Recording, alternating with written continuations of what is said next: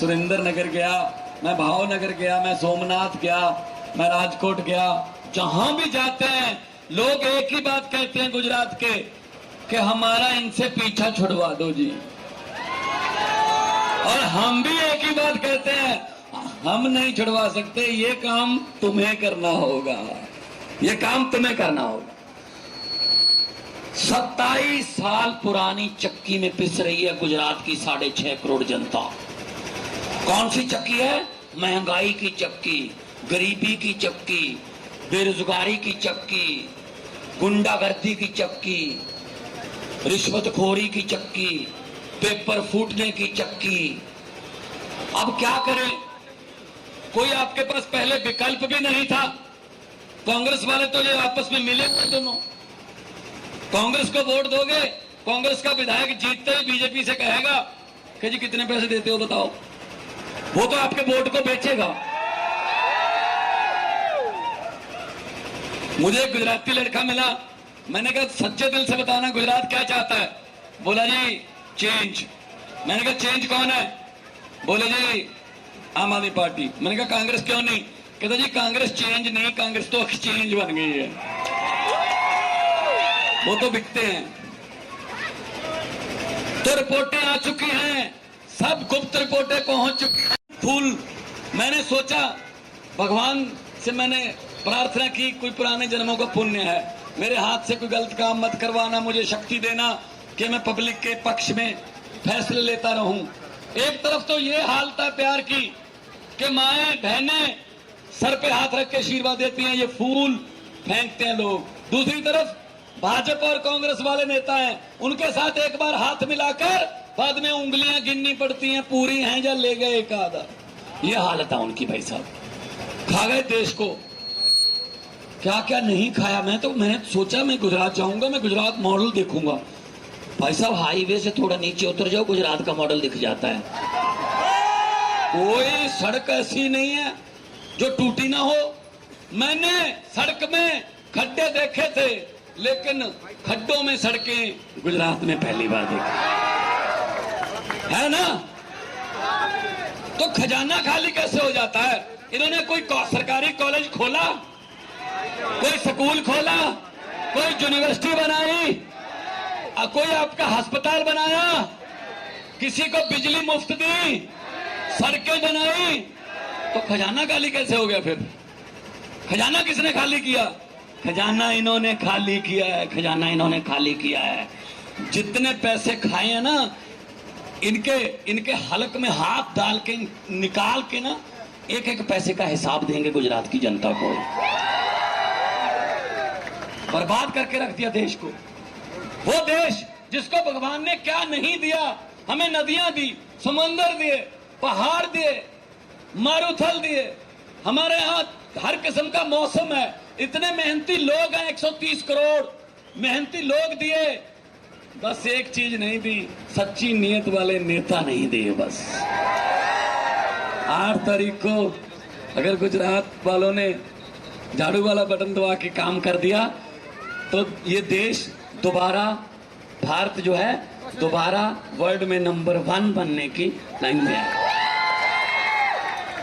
इनके रहते नहीं बन सकता।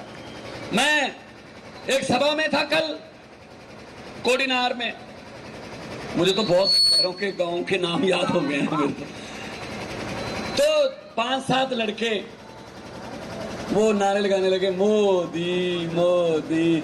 मैंने कहा जी इनके लिए तालियां बजाओ, क्योंकि इनके अकेले लड़के के खाते में 15-15 लाख पहुंच चुका है। वो बोले जी क्या सा पहुंच चुका है, दिहाड़ी लेके आए हैं, डब्बो तो आपको ही डालेंगे। दुकानदार हमें बोल देते हैं कि भाई साहब बात यह है कि हमारा धंधा चौपट ना कर दें, सपोर्ट भाजपा को, वोट आम आदमी पार्टी को बस। और कई दुकानदार इशारा कर देते हैं बैठे बैठे, झाड़ू झाड़ू झाड़ू। मैंने पंजाब में कहा था, वादा किया था, अरविंद केजरीवाल जी ने गारंटी दी थी कि सरकार बना दो, पंजाब में बिजली फ्री कर देंगे। 1 जुलाई से बिजली फ्री की है भाई साहब। 74 लाख मीटर है पंजाब में, 50 लाख से ज्यादा घरों को जीरो बिल आया है, जीरो बिल। क्यों भी गुजरात के लोगों को क्यों नहीं मिलनी चाहिए? मिलनी चाहिए। आप भी देश के नागरिक हो, इलाज फ्री मिलना चाहिए, शिक्षा फ्री मिलनी चाहिए। इसलिए मैं आपके पास आया हूं। इन्होंने कुछ नहीं छोड़ा, सब खा गए, सब खा गए। किसी नदिया के घाट पर अगर जो राजनीतिक लोग बस जाते, किसी नदिया के घाट पर अगर जो राजनीतिक लोग बस जाते तो जनता के प्यासे होंठ भी एक बूंद पानी के लिए तरस जाते। गनीमत है, शुक्र है कि मौसम पर हुकूमत चल नहीं सकती, वरना सारे के सारे बादल भी इनके खेतों में ही बरस जाते। सही है ना? ये हमारे कैंडिडेट साहब हैं। देखो, अपने जैसे लोगों को नवसारी विधानसभा से उपेश पटेल जी हैं, 175 नंबर है, 174 नंबर से प्रदीप कुमार जी हैं, और दोनों का मशीन में बटन चौथे नंबर पर है, पर आना पहले नंबर पर है। तो मैं ये कह रहा था कि अपने जैसे लोगों को चुनो, जो आपके दुख दर्द को जानते हो। इनको क्या पता भाई साहब, बड़े नेताओं को, उनको क्या पता आम गरीब की क्या प्रॉब्लम है, छोटे दुकानदार की क्या समस्या है, व्यापारी की क्या समस्या, उनको नहीं पता। उनको बहुत बड़े बड़े अरबपतियों का बहुत पता है कि उनको क्या दिक्कत आ रही है, उनका सारा कर्जा लाखों करोड़ों माफ कर दो। हम लोग टैक्स देते हैं भाई, खजाना खाली क्यों है? आप लोग टैक्स देते हो। बहुत से लोग होंगे कि जी भगवंत मान ये क्या बात कर रहा है, मैं तो कभी टैक्स दिया ही नहीं। मैं देता हूं, मैं आपको बताता हूं कब टैक्स देते हैं आप। सुबह उठते हैं, चाय बनाते हैं, तीली जलाई, टैक्स शुरू, क्योंकि तीली माचिस लेने जाओगे बाजार में, टैक्स है भाई साहब। अगर गैस का चूल्हा है, लाइटर का बटन दबाया, टैक्स शुरू। चाय बनाने के लिए पानी में पत्ती डाली, टैक्स। चीनी डाली, टैक्स। दूध डाला, टैक्स। आटा ले आए, हुण अब तो परांठे पर भी 18% टैक्स। उसके बाद आपने किसी को फोन किया, टैक्स। रिश्तेदार को मिलने के लिए मोटरसाइकिल स्टार्ट किया, टैक्स। आते हुए सब्जी ले आए, टैक्स। खाना खा के बैठ गए अपने बिस्तर पर, तब सोचते हो अब कोई टैक्स नहीं है, शुक्र है। भाई साहब गलत फहमी में हो, ऊपर पंखा चल रहा है, टैक्स। भाई हम तो सोते हुए भी टैक्स दे रहे हैं, खजाना खाली कैसे हो जाता फिर? इस बात का जवाब दे दें बस। जनता सोते हुए भी टैक्स दे रही है, तो खजाना खाली क्यों? हमारे बच्चे बच्चियों की नौकरी के लिए, हमारे बेटे बेटियों के लिए खजाने खाली क्यों?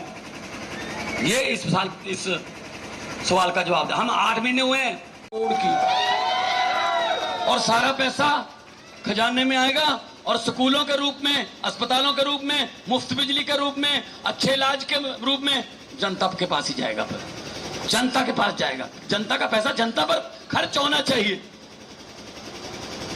इन्होंने तो मतलब पता नहीं क्या साथ ले जाएंगे। भगवान से बात हो गई है कि आपके वाले साथ आ सकते हैं, जितने मर्जी इकट्ठे कर लो, पैसे हीरे मोती। इन भ्रष्टाचारियों को बोल देना कि भगवंत मान आया था, वो बोल के गया कि जितने मर्जी इकट्ठे कर लो, पैसे हीरे मोती, मगर ख्याल इतना रहे कफन पे जेब नहीं होती। को या बच्चों को तो हम तो ये बातें करते, ये कहते हैं ये समाज ऐसे है, वो समाज ऐसे है, इस समाज का ये है, ये समाज इधर जा रहा है, वो समाज इधर जा रहा है। मैं ये कहता हूं, पार्लियामेंट में मैंने बोला था कि लंबे सफर को मीलों में मत बांटिए, कौम को कबीलों में मत बांटिए। एक बहता दरिया है मेरा भारत देश, एक बहता दरिया है मेरा भारत देश, इसको नदियों और झीलों में मत बांटिए। तो फिर इस बार अच्छा, इनके पास पैसे बहुत हैं भाई साहब, हमारे पास तो पैसे भी नहीं है। बहुत पैसे हैं इनके पास, आपका लूटा हुआ माल है, अभी आएंगे आपके घरों में। चुप रहे 5 साल, होंठ सीले 10 साल, सब्र कर ले 15 साल, दिल पे पत्थर रख ले आपकी तरह 27 साल।